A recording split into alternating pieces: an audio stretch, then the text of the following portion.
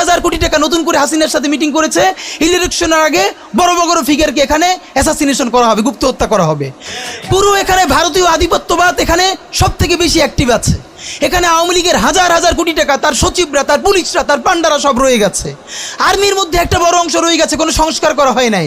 তারা বারবার স্যাবোটেজ করবার চেষ্টা করছে, এই রাষ্ট্রকে, এই সরকারকে ফেল করানোর চেষ্টা করছে। তো আপনি মুক্তিযুদ্ধের পরে যে ৩-৪ বছর এই রকম রাহাজানি হয়েছে, সেটাকে যদি অটকুন দিতে পারেন যে নতুন রাষ্ট্র গঠনের আগে এই ঝামেলাটা হয়, তাহলে এই যে নতুন বাংলাদেশের স্বপ্নের মধ্যে এইগুলোকে আপনি বড় করে মপ করে ফ্রেমিং করেন। আপনি এই জবান যে আপনার না, এই জবান যে দিল্লির জবান, ভারতীয় আধিপত্যবাদের জবান, সেইটা বুঝতে আমাদের পিএইচডি করা লাগে না।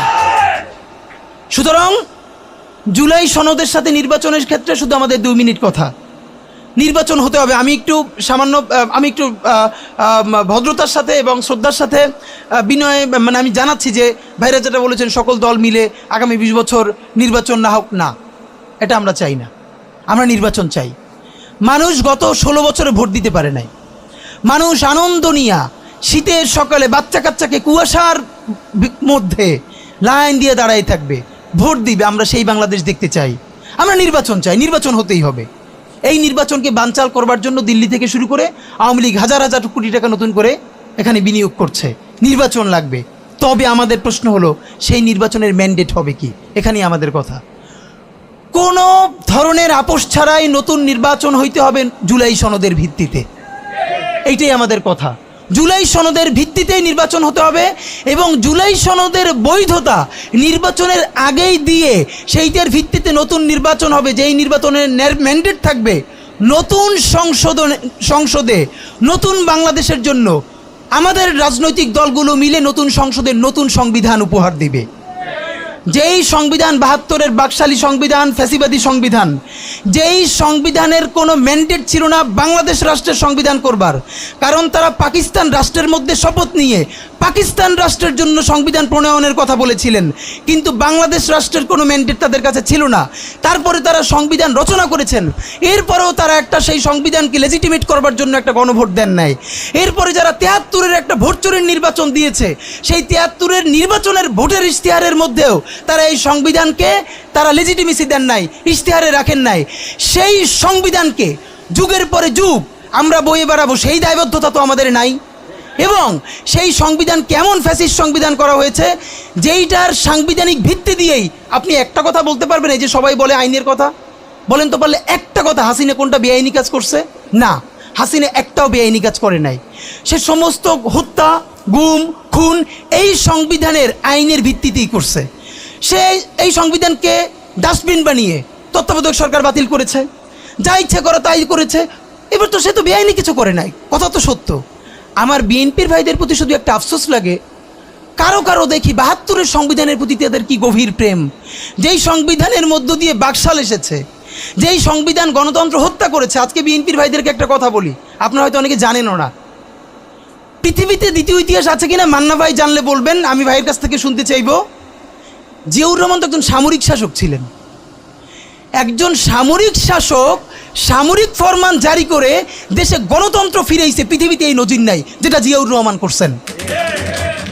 আপনারা কি জানেন? এই যে জিয়াউর রহমান গণতন্ত্র ফিরাইলেন, যার মাধ্যমে আওয়ামী লীগও রাজনীতি করার সুযোগ পাইল বাকশালের পর, সেটা কিসের মধ্য দিয়ে? তখন তো সংসদ নাই, সংবিধান তো সংশোধনও করা যাইতেছিল না। কিসের মধ্য দিয়ে? জিয়াউর রহমানের সামরিক ফরমানের মধ্য দিয়ে। পৃথিবীর একমাত্র একজন সামরিক শাসক যিনি ফিল করলেন না, সামরিক পন্থা দিয়ে করা যাবে না, গণতন্ত্রে ফিরতে হবে। এবং দেখেন হাসিনারে এবং আওয়ামী লীগের চরিত্রটাই হলো এইরকম, এর যে একটু ভালোবাসে তার সে হত্যা করে। শহীদ প্রেসিডেন্ট জিয়াউর রহমান শেখ হাসিনাকে দেশে আসার অনুমতি দিছিলেন, সুযোগ দিছিলেন এবং বলছে থাক সবাই রাজনীতি করুক। আসার 1 মাসের মধ্যে জিয়াউর রহমান শহীদ হয়ে গেছে, 13 দিনের মধ্যে। এবার দেখেন এই যে আমরা এখন যারা সবাই করতেছি, সুতরাং এটা একটা বিষ। এই বিষের সাথে আমরা কীভাবে লড়াই করব? জাতীয় ঐক্যমত্য তৈরি করতে হবে। সুতরাং পলিটিক্যাল পার্টি এবং সবার প্রতি একটা কথা, প্লিজ আপনারা বিএনপিকে শতভাগ কর্নার করে দিন না। বিএনপি এই আধিপত্যবাদ বিরোধী লড়াইয়ের জন্য আমাদের একটা বড় শক্তি। এই শক্তিকে এত বেশি কর্নার করা যাবে না যাতে তারা গিয়ে আওয়ামী লীগের হাত ধরে ফেলে। তারা যদি আওয়ামী লীগের হাত ধরে ফেলে তাহলে লড়াইটা তো আমাদের জন্য আরও কঠিন হয়ে যাবে। বরং বিএনপির প্রতি আমাদের চ্যালেঞ্জ হলো, যেই বিএনপি বাকশালী সংবিধানের প্রতি প্রেম দেখাবে, তার শহীদ জিয়ার ছবিটা সামনে আইনে বলতে হবে যে এই বাকশালী সংবিধান তো জিয়াউর রহমানই ছুঁড়ে মারছিল। বেগম জিয়া বলেছেন এই সংবিধানকে ছুঁড়ে ফেলা হবে। ওমা এখন বেগম জিয়ার চেয়েও নতুন বিএনপি আসছে, বেশি প্রেমের বিএনপি। যেই শহীদ প্রেসিডেন্ট জিয়াউর রহমান ইসলামোফোবিক জায়গা থেকে বাংলাদেশের মুসলমান, বাঙালি মুসলমান সব আইডিয়াকে ধারণ করে বাংলাদেশের জাতীয়তাবাদ তৈরি করলেন। এখন একটা নতুন বিএনপি গজাচ্ছে, কেউ চেষ্টা করতেছে পুরো বিএনপিটাকে একটা ইসলামোফোবিক বিএনপি করা। এ কি ভাই, ইসলামোফোবিক বিএনপি সে কোথায় যাবে? সে কি দিল্লি যাইতে চায়? আমরা আমাদের প্রথম চ্যালেঞ্জ হলো স্বাধীনতা সার্বভৌমত্ব রক্ষার স্বার্থে এই বিএনপিকে শহীদ জিয়ার কাছেই রাখতে হবে, এই বিএনপিকে বেগম জিয়ার কাছেই রাখতে হবে। নাম্বার 2, আমাদের সামনের নির্বাচনে ম্যান্ডেট কি হবে এইটা সুস্পষ্ট।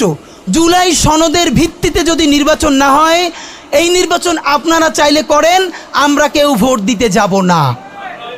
নাম্বার 3, সেই নির্বাচনের পরে সংসদের ম্যান্ডেট কি হবে?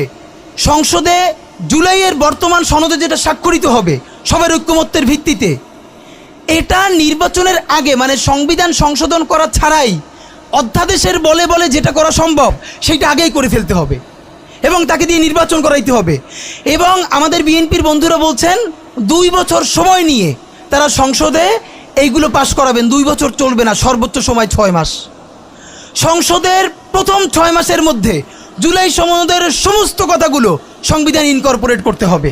যদি পারেন নতুন সংবিধান করতে হবে, নতুন সংবিধান করতে না পারলে এইটার মধ্যে ইনকর্পোরেট করতে হবে। রাজনৈতিক বিভাজনের ফাঁকে একমাত্র সমস্ত সুবিধা নেবে ফ্যাসিবাদ, ফ্যাসিবাদের শক্তি এবং আওয়ামী লীগ। আমরা আমাদের জীবন থাকতে বাংলাদেশের মাটিতে ভারতীয় আধিপত্যবাদ থেকে শুরু করে আর কোনো বিদেশি আধিপত্যবাদ, হাসিনা এবং ফ্যাসিবাদকে মেনে নিব না। এবং আমরা যদি শহীদ হয়ে যাই, আমাদের সন্তানেরা লড়বে, তার সন্তানেরা লড়বে। কিয়ামত পর্যন্ত বাংলাদেশ নামক জমিন যতদিন বেঁচে থাকবে ততদিন পর্যন্ত আজাদির সন্তানেরা লড়াই করবেই করবে। ওদেরকে স্কুলে, কলেজে, ইউনিভার্সিটি দিনের পরে দিন কাউন্সিলিং করা উচিত ছিল। আপনি কাউন্সিলিং করেন নাই, ওদের পুনর্বাসন করতে পারেন নাই, শহীদদের পরিবারের পুনর্বাসন করতে পারেন নাই। এখন এই ছেলে মেয়েগুলো দেখে যে এই রক্তের মধ্য দিয়া সে চিরতরে অন্ধ হয়েছে, পঙ্গু হয়েছে, এখন তারপর ন্যূনতম বিচারই শুরু হয় নাই, বিচার নাই, সংস্কার নাই। সে বরং দেখতে পাইতেছে সেই আগের পুরনো আওয়ামী লীগ জিকে বসতেছে, যাতে তার মনে হইতেছে সে যে এবার অন্ধ হয়ে বাইচে আছে সেটাও হয়তো বাইচে থাকতে পারবে না, এবার হয়তো তাকে হত্যা করে ফেলা হবে। সেই রিয়াকশনে সে কাউকে গালি দিচ্ছে। এই গালিকে আপনার এত অপবিত্র মনে হয়, কিসের সাথে তুলনা দেন? গত 15 বছর যার তুলনা একমাত্র জাহান্নামের সাথে হইতে পারে। তো আপনারা কি বুঝাইতে চান আমাদেরকে? এগুলো মনে করেন আমরা বুঝি না? নাম ধরে বললে পলিটিক্যাল পার্টিগুলো বেশি প্রেশার ফিল করে।